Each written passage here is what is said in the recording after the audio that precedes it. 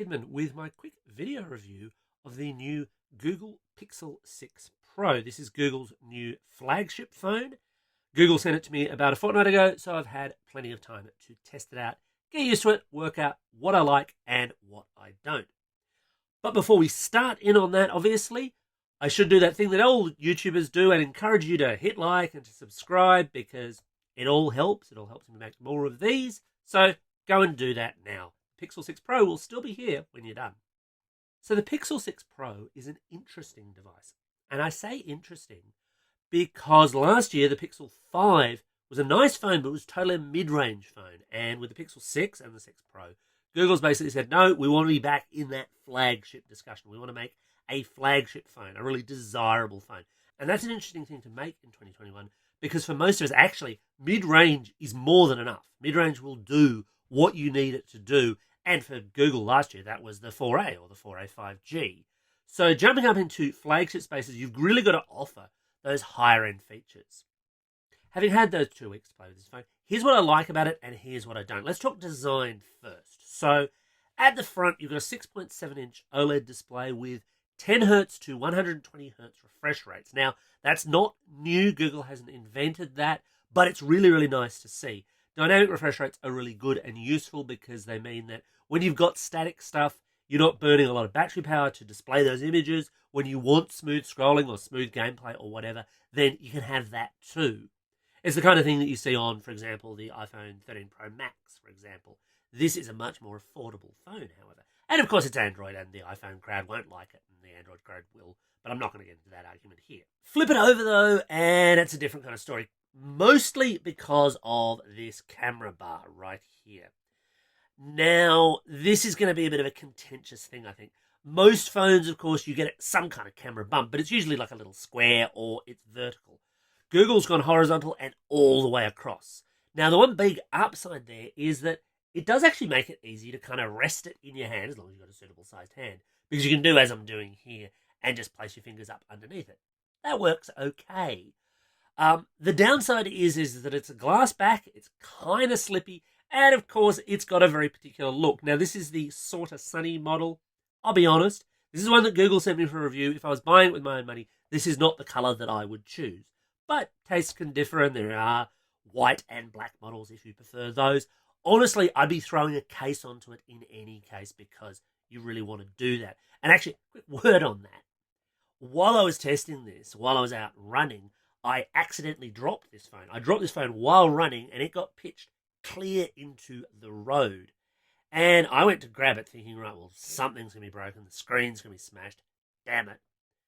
Not a mark on it.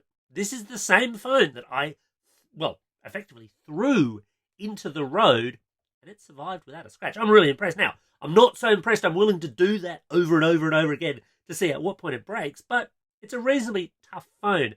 Gorilla Glass Victus on the front, Gorilla Glass 6 on the back. Again, I'd still advise you buy a case. On the camera front, so for years, Google used to just kind of say, oh, look, you can get by with one camera because we've got really good camera smarts. And there was something to that argument at the time, but not in flagship phones. You really should have good cameras on a flagship phone, and this does. So what you get is a 50 megapixel primary sensor, 12 megapixel ultra wide, and 48 megapixel 4x optical zoom lens at the back, 11.1 megapixel selfie camera at the front. Bit of a pity that we don't see the return of that lovely dual lens that they put a couple of pixels ago. I quite like that, great for group selfies, but it's not there. So is life. At the rear though, you can get some really, really nice photos. I'll throw some examples up here just in regular daylight so you can get an idea of the kinds of things I've been able to capture. It shoots well. It shoots easy too, which is very important for a lot of people. Obviously, your pro photographers, they're going to want to go into manual modes. But if you don't want to do that and you still want to get pleasing photos, this can totally do that. Low light performance is also pretty good. Pitting it against the obvious candidates, it shoots as well. Maybe a little better sometimes, maybe a little worse. One thing I did appreciate with this particular phone, prior Pixels have offered night shooting, but often what they've done with their computational photography is really oversaturate the colors. So you end up with stuff that, yeah, it looks bright, but it does not look natural. And this produces a much more natural tone to those low light photos. You also get a few kind of cool new photo modes. So you get motion photos, and these allow you to do creative blurring of background or foreground, so you can get a kind of frozen in time person with a blurry background kind of thing happening. Again, there are apps that can do this. There are approaches that have done this in the past. This makes it a little easier, although it's not easy. I should point out, quite a few of the shots I tried to take, I ended up with really not terribly pleasing photos because it's deciding what it's going to blur. It's deciding how it's going to do all of this stuff. And sometimes it works, and sometimes it's just a little bit too ordinary. The other big party piece that this has is what Google calls the magic eraser. And this is a healing brush, basically, if you're familiar with Photoshop. A way to remove objects that you don't want in your photos. So somebody photobombs you, or there's someone you no longer talk to that you don't want in your photos, or there's just, a lamppost growing out of someone's head. All these classic things that can take a great photo and make it into an awkward kind of photo. And the Magic Eraser tool uses AI to try to detect them. Typically, in my experience, it seems to try to detect people, and this doesn't always work well. Now, the people detection is great. It picks people up really, really easily. Its removal, though, very much, like any other healing brush, actually, to be fair, depends on the context of what it's trying to heal around. So sometimes it can do really subtle effects, and sometimes you will end up with that kind of garbled digital nonsense thing happening that I think a lot of us who've used healing tools, or even, for example, Google's own Snapseed in the past, are used to. So Magic Eraser can be okay, and maybe it will get better in the future because it is very much AI, machine learning based stuff that may improve over time. Right now, you can't really overdo it, but for one-on-one shots or where there's a really clear thing, so removing a person where there's a sky background, for example, yeah, that can work quite well. Overall, though, what Google's really done in the camera space with this phone is mostly just catch up.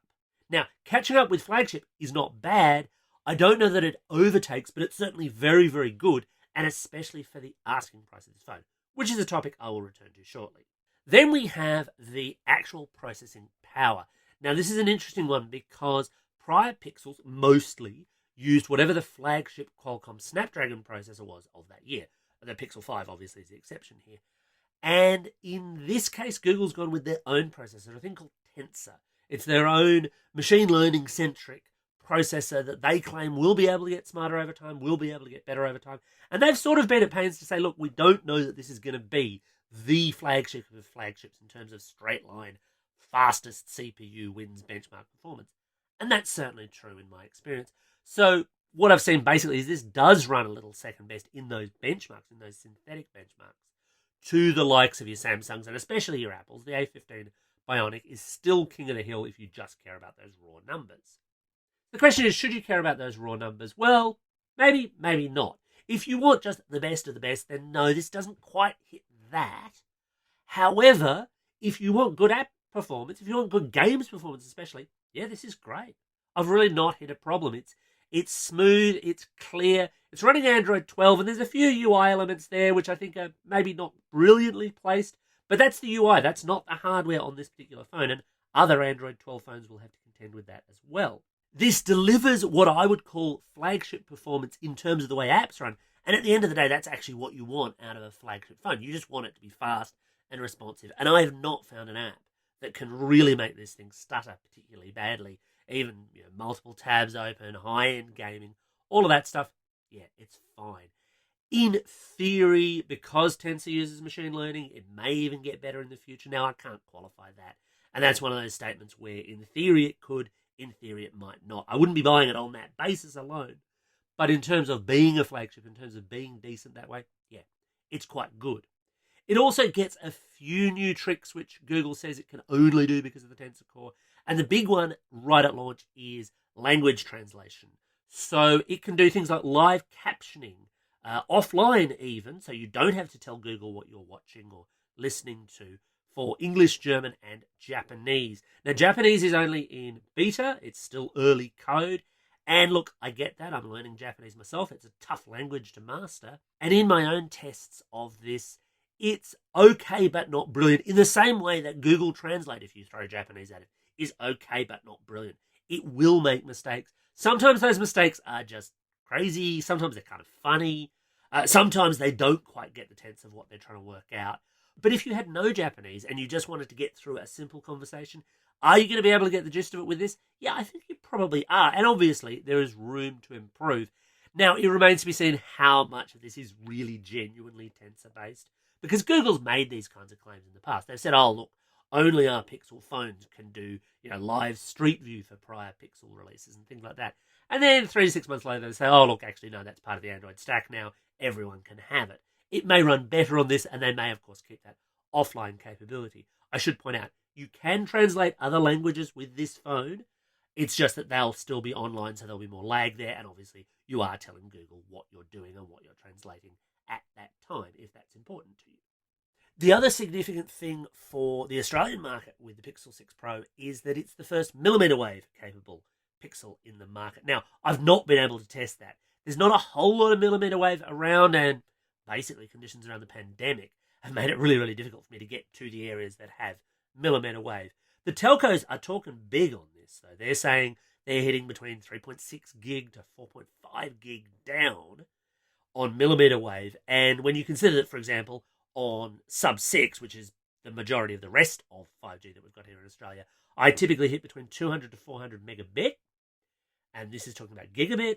Yeah, that's a huge generational jump. This is the first phone that'll do millimetre wave. I wouldn't buy a phone right now just for millimetre wave. But if I'm buying a flagship, it should have the best that everyone can make. And the really interesting contrast point here, of course, is Apple. The iPhone 13 Pro Max, for example, is a 5G phone. And if you buy a US model, that's millimetre wave capable. In fact, if you bought a US 5G millimetre wave capable iPhone 13 into Australia, there's no technical reason it shouldn't work on our millimetre wave networks. But Apple does not sell a model of the iPhone 13 in Australia that does millimetre wave. Google is the first to do that. They won't be the last for sure, but hey, it's nice to be first. And if you want those flagship bragging rights, this has it. Then on to battery life. And here I was kind of curious to see how well Google could do, because Pixels have not always been the best. Sometimes they've been okay. This has a few challenges. Obviously, nobody really knew what the Tensor was going to do, but 120Hz screen, that can suck down the power. 6.7-inch display, that's big. That can suck down the power too. The good news is this runs really well. I can very easily get a day, maybe two, even with some 5G usage on board. It'll also charge up reasonably quickly. It'll do up to 30 watts wired. One annoying point is that, like Samsung and like Apple, Google has decided, oh no, you don't get a charger in the box anymore. You've got to buy that separately. They do sell a 30-watt charger, and they will eventually sell the Pixel stand here. This is their new charging stand. It'll do up to 23-watt wireless charging if that's your kind of thing. If you've got an existing wireless charger, it will still work with this, but only up to 12 watts, which is kind of mediocre in the wireless charging space, but it'll still work. So closing thoughts, who's this good for, who's it not?